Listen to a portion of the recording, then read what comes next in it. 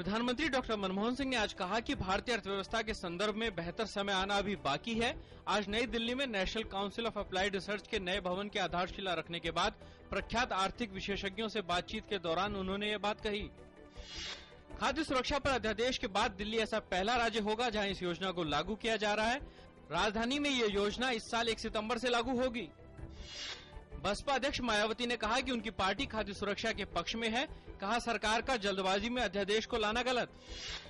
उत्तर प्रदेश लोक सेवा आयोग ने प्रांतीय सिविल सेवा परीक्षाओं की अपनी विवादास्पद आरक्षण नीति वापस ली। इस पर आधारित संयुक्त प्रांतीय सिविल सेवा परीक्षा 2011 के नतीजे भी किए गए रद्द। आयोग के अनुसार संशोधित परिणाम आरक्षण के पुराने नियमों के आधार पर तैयार किए जाएंगे। उत्तर प्रदेश के मुख्यमंत्री अखिलेश यादव ने बहुजन समाज पार्टी पर राजनीति करने का आरोप लगाते हुए कहा कि बसपा विकास के मामले पर राजनीति कर रही है। अखिलेश यादव ने कहा कि बसपा ने अपने शासनकाल में पार्क और मूर्तियों पर खर्च किया है पैसा। भाजपा के वरिष्ठ नेता लालकृष्ण आडवाणी ने कहा कि आगामी चुनाव में भ्रष्टाचार, महंगाई और गुड गवर्नेंस जैसे मुद्दे सबसे अहम होंगे। उन्होंने पार्टी के एक कार्यक्रम में कहा कि आम चुनावों का एजेंडा कांग्रेस ने किया तय। पाकिस्तानी सेना ने एक बार फिर किया युद्ध विराम का उल्लंघन। पुंछ जिले में नियंत्रण रेखा से सटी भारतीय चौकियों को बनाया निशाना। भारतीय सेना ने भी की जवाबी फायरिंग।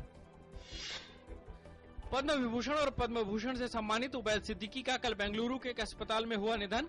वह 81 वर्ष के थे। Tata institute of fundamental research में राष्ट्रीय जीव विज्ञान के राष्ट्रीय अनुसंधान विभाग के प्राध्यापक उबैद सिद्दीकी 21 जुलाई को एक सड़क दुर्घटना में गंभीर रूप से घायल हो गए थे। पाकिस्तान के कबायली इलाके में हुए 2 आत्मघाती बम धमाकों में 3 दर्जन से ज्यादा लोगों की हुई मौत। उत्तर पश्चिम पाकिस्तान के कुर्रम एजेंसी के मुख्य शहर पार चिनार के शिया मस्जिद को निशाना बनाकर किए गए 2 विस्फोटों में करीब 100 लोग हुए घायल। ओलंपिक चैंपियन और विश्व रिकॉर्डधारी जमैका के उसेन बोल्ट ने 100 मीटर में अपना फिर से किया दबदबा कायम। उन्होंने लंदन डायमंड लीग में स्वर्ण पदक अपने नाम किया। इस जीत के साथ ही बोल्ट ने अगले महीने मॉस्को में होने वाली विश्व चैंपियनशिप के लिए अपनी दावेदारी पेश की।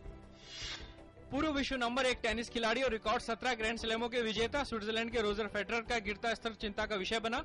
फेडरर को अपने घरेलू टूर्नामेंट स्विस ओपन में पहले ही दौर में 55वीं रैंकिंग के खिलाड़ी जर्मनी के डेनियल ब्राउन से करना पड़ा हार का सामना।